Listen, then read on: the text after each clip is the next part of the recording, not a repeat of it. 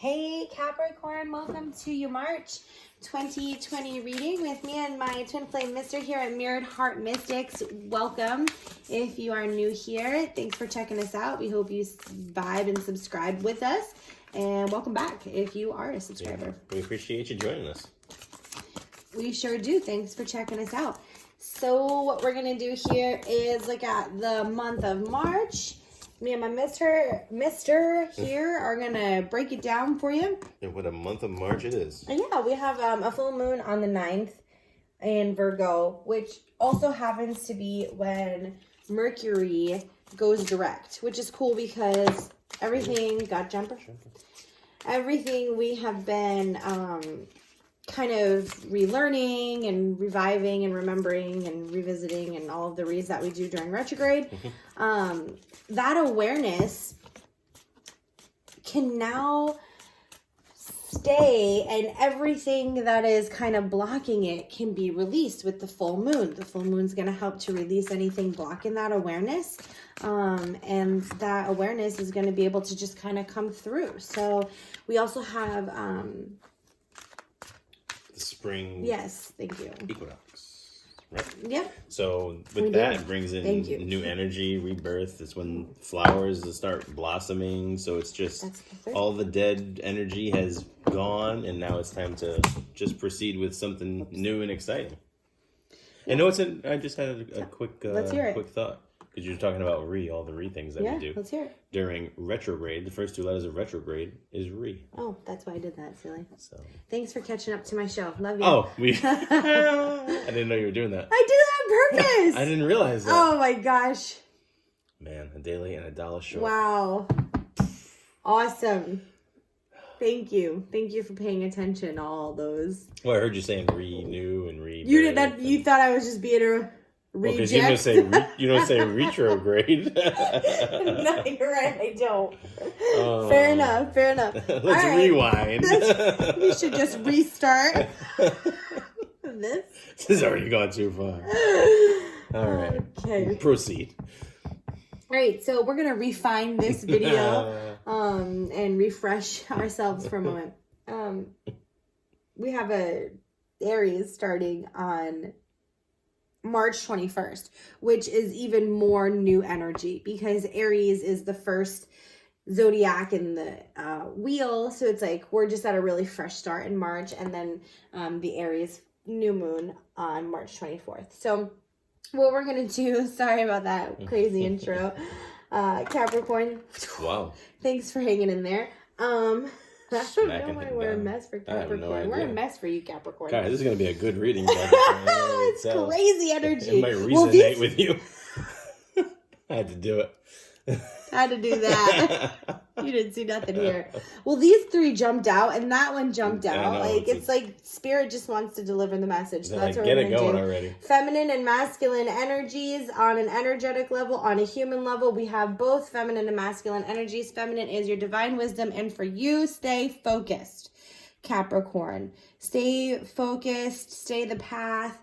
Your divine wisdom feels strong. It feels like you have a good connection to your intuition, or maybe you're just starting to use your intuition, but it feels very natural for you. You feel like you're in sync with your higher purpose. And so you are being asked to kind of just stay focused on whatever the steps are that you're taking, and just let that information kind of trickle in. I feel like this is more of a simmering kind of stage,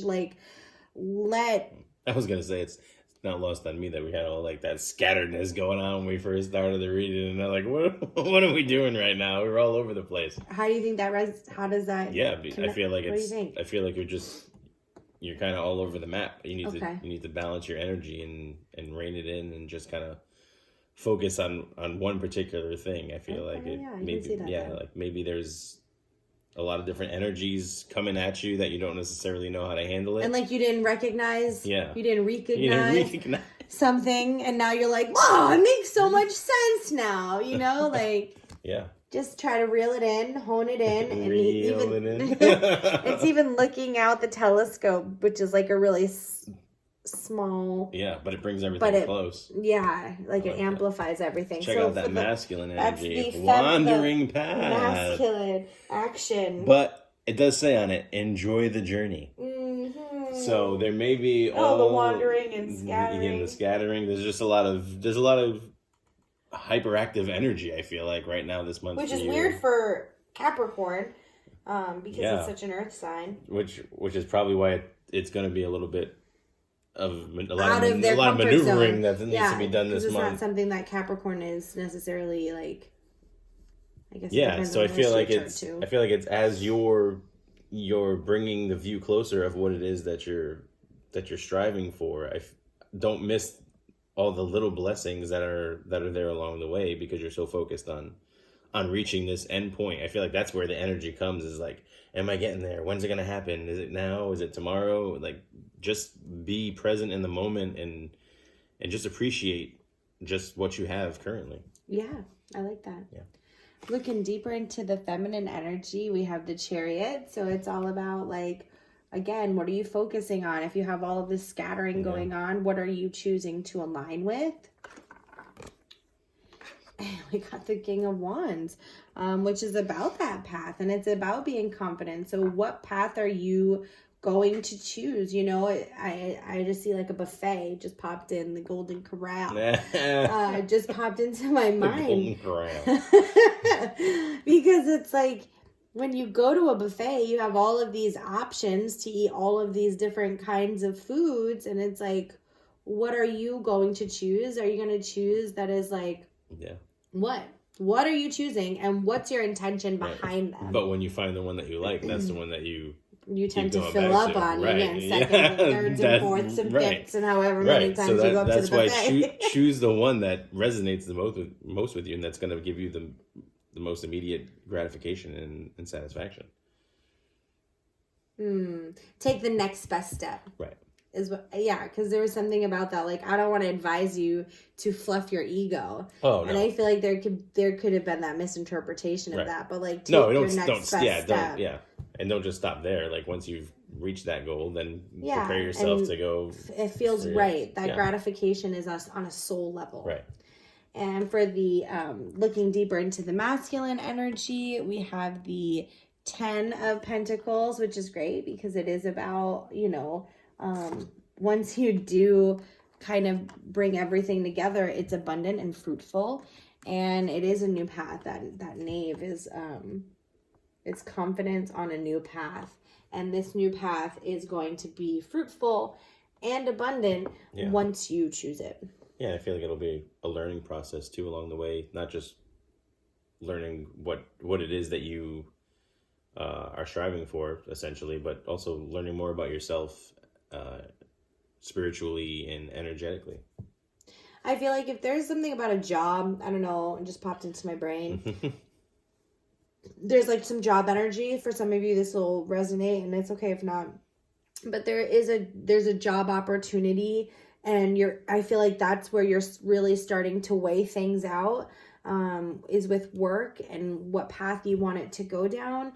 So when my mister said, do the one that is most gratifying, make sure it's good soul work and it supports your human experience. Yeah. Sometimes we only pick one of these, and this is why we can be so freaking out of balance. Either we do work that feels really good for the soul, but it doesn't quite support our human experience, and we're not quite able to take care of ourselves as best as we could. Yeah.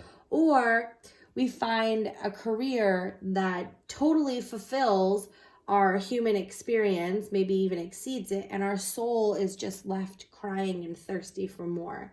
So it was interesting you were saying that, because as you were saying that, I got the song My Wish.